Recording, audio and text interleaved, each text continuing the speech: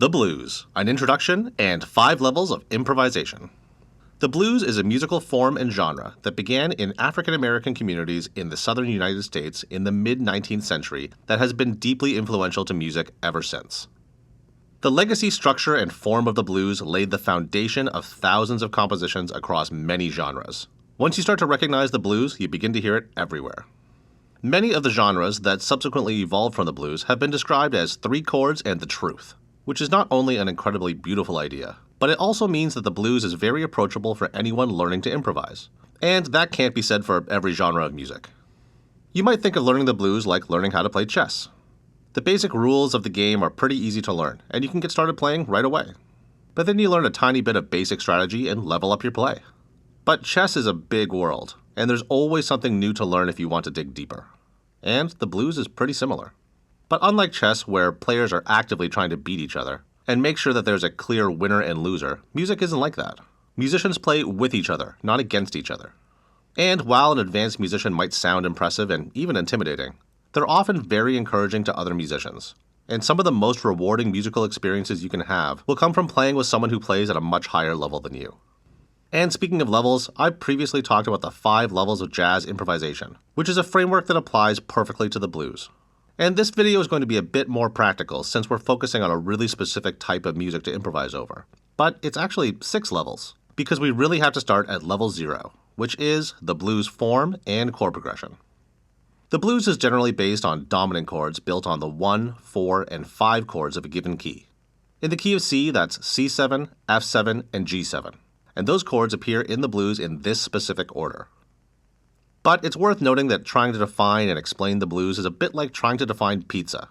There are so many styles and versions, and while it's fun to get into arguments about our favorites and gatekeep what even counts as pizza, and please do so in the comments, the only reason we can have those conversations is because they share enough common attributes that even though they're very different, enough people will still agree that they're kinda like pizza.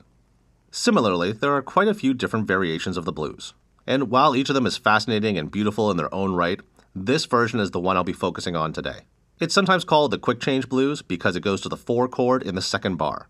But it's by far the version of the blues that I see, hear, and play most often in my experience as a jazz musician.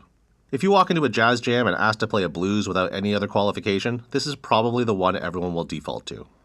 But even this most basic and common version of the blues is kind of magical in that it works at virtually every tempo. It sounds great when it's really slow,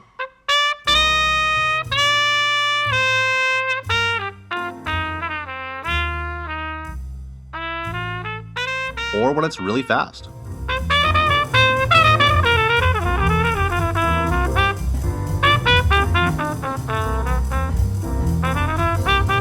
And it definitely works at every tempo in between.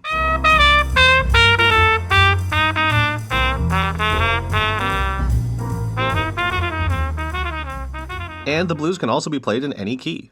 Different keys are certainly more common in certain genres, but any of them are technically possible. And this figure, by the way, is called the circle of fifths. It's a pretty useful tool for music theory, but all you really need to know right now is that if you pick any note on the circle as your home key, that is, as the 1 chord, the note 1 position counterclockwise tells you the root of the 4 chord, and the note 1 position clockwise tells you the root of the 5 chord. And if you build dominant chords on these notes, you get the primary chords of the blues. And that works anywhere on the circle in any key. And while those rules are pretty simple, they can be pretty easy to mix up too. But there is this very cool product from NoisyClan, sponsor of this video, called the Decoder, that may make navigating all these keys quite a bit easier, at a glance. It's basically a circle of fifths that's been constructed in a really genius way. If you look at the top, the home key is in this window, and the 4 and the 5 chords are here and labeled as such. So you can just spin it to any key you want, like A flat major, and see that the primary chords of the blues are A flat for 1, D flat for 4, and E flat for 5. And for a blues in B, then you're looking at B, E, and F sharp. And if you're interested in other aspects of theory or songwriting, you'll also find these other windows useful that show the relative minor of the home key, as well as the 2, 3, and 7 chords. And of course, the key signature for the home key is here, which affects how all of these chords are played. The decoder also comes with this book that has all kinds of information about how to interpret the information on the decoder, build chords, transpose, and build chord progressions. And I also love how the decoder even has this little kickstand on the back built in, so you can just prop it up on the desk or table and have it in front of you. If you'd like to pick one up, NoisyClan is offering 15% off all orders using the code BRAD15 at checkout.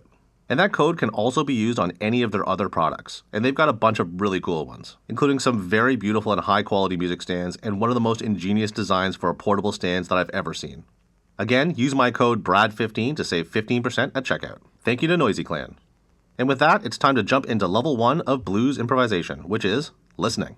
Music is like a language in a lot of ways, and the blues is basically a dialect. It has its own musical vocabulary, pacing, style, and cadence. And while theory, grammar, and reading are all powerful learning tools, language is primarily learned through listening. When you listen to the blues, you'll hear that 12-bar form and chord progression played over and over again.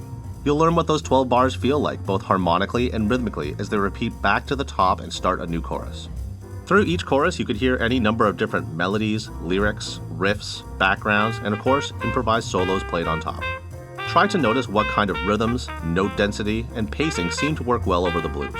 Also notice articulation, vibrato, bends, and other special effects. And notice how some note choices seem to have a lot of tension against the chord being played, while others have very little. Because when you're improvising yourself, you need to listen to your own note choices too, and decide if you need to adjust. Does the note you're playing fit with the chord being played? Does it have a bit of tension, or is it really dissonant?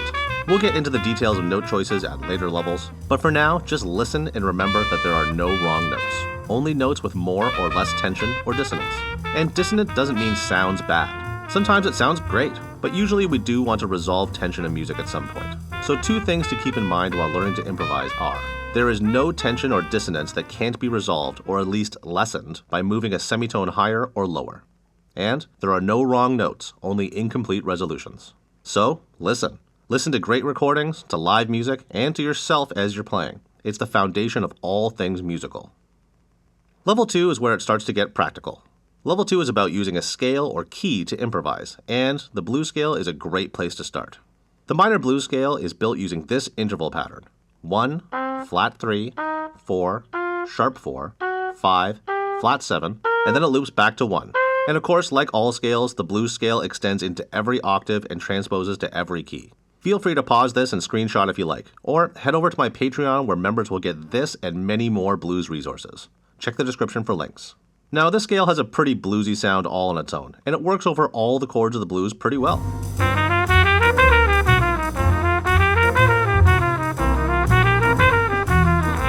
So start messing around with the blues scale, and if you've got a decent sense of time and style, because level 1, you can play basically whatever you want, and it's probably going to sound pretty good.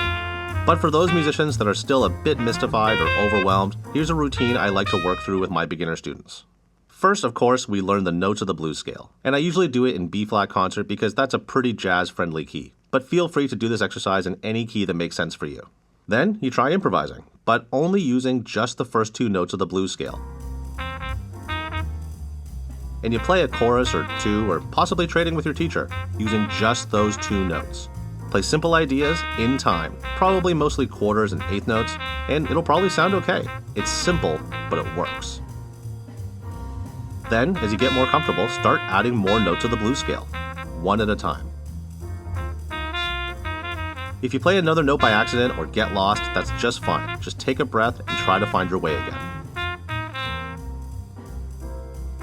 When you add the sharp 4 and the 5, it starts to sound pretty bluesy.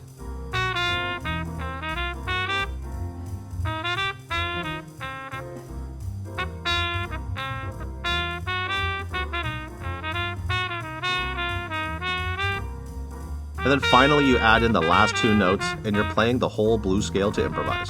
Then practice and have fun. There's a lot of different things to try, but you can really make a lot of music and have a lot of fun and even sound like you know what you're doing with nothing more than just the blues scale. Level 3 is chord theory, also known as playing the changes, which is paying attention to what chord is happening at any given moment and adjusting the scales and arpeggios you play to fit them as the chord changes from bar to bar. A great exercise to learn the notes of the chord changes and remember which one comes when is to build up the arpeggios note by note, chorus by chorus. Start with the roots and play a whole chorus of whole notes on just the roots. Play it a few times until it's memorized. Then add the next note of the chord and play a chorus or 2 of just half notes on the root and third of each chord. After that, continue the pattern and outline the triad, 1, 3, and 5 of each chord. Then, finally play the whole arpeggio to the 7th. You might have to run this exercise a few times, and you can probably come up with a few variations on your own, but it can be really helpful to memorize the changes and learn to execute them on your instrument, which will be helpful because the notes of these arpeggios sound really good in a solo. Here's a chorus of the blues using only chord tones to improvise.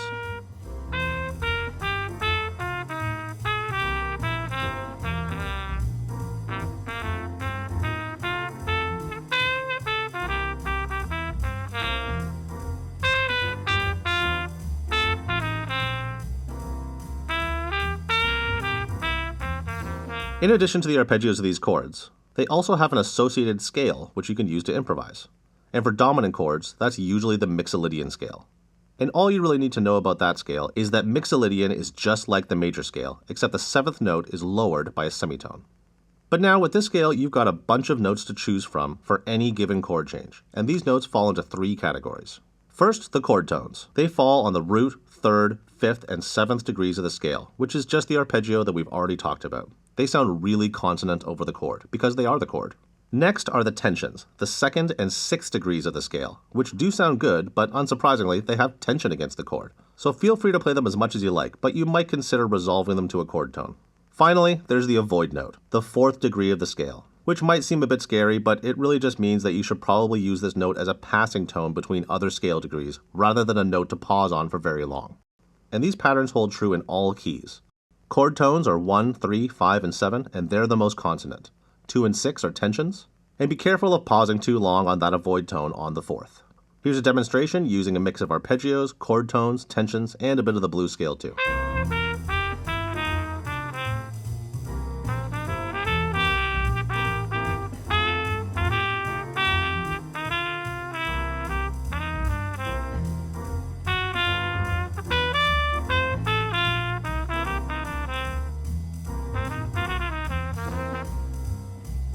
Level 4 is Substitutions. One of the most interesting things about dominant chords is that they have a huge number of available scale options, all of which have their own unique flavor that you can substitute pretty freely. First off, there's the major pentatonic scale, and the major blues scale, which is actually the same scale with an additional flat 3. Both sound great over the blues and are really useful because they have no avoid tones.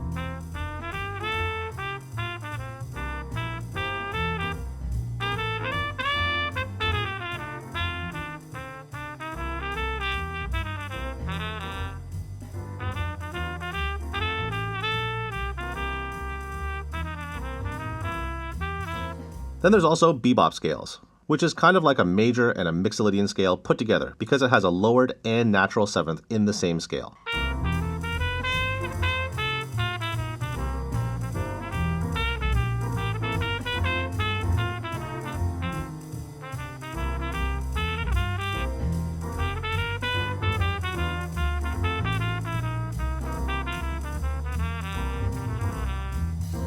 And then you get into way more colorful scales, like Lydian dominant, whole tone, the half-whole diminished scale, or the altered scale. These scales really start to blur the idea of what is a tension and what is an avoid tone. So experiment and use your ear and figure out what sounds you like.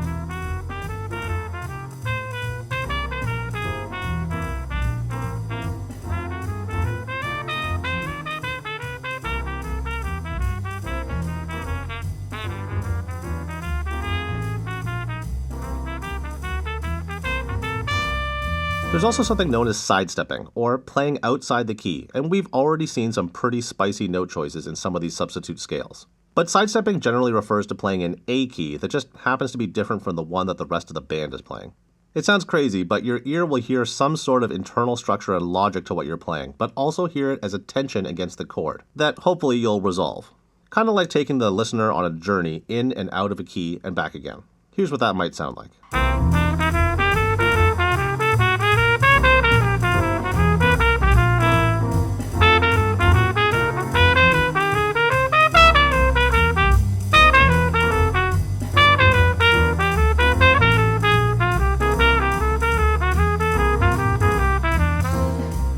Level 5 is tension and release. If you've gotten here, you've been on a journey of learning how to improvise on the blues. You've learned to listen and use your ears, how to improvise using a blues scale. how to navigate through the scales and arpeggios of the blues, and how to use various scale substitutions to add more harmonic color to your solos.